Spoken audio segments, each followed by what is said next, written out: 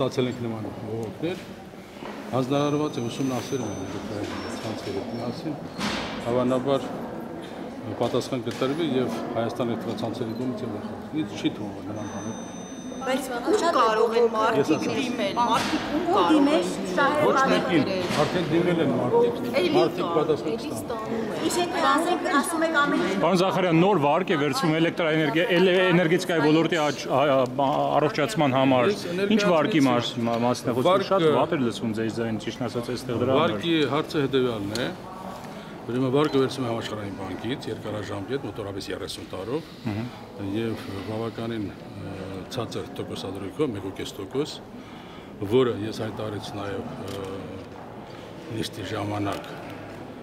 բացարձակ ազդեցություն սակագների վրա չի ունենա, որովհետև տարեկան 1.5% ընդամենը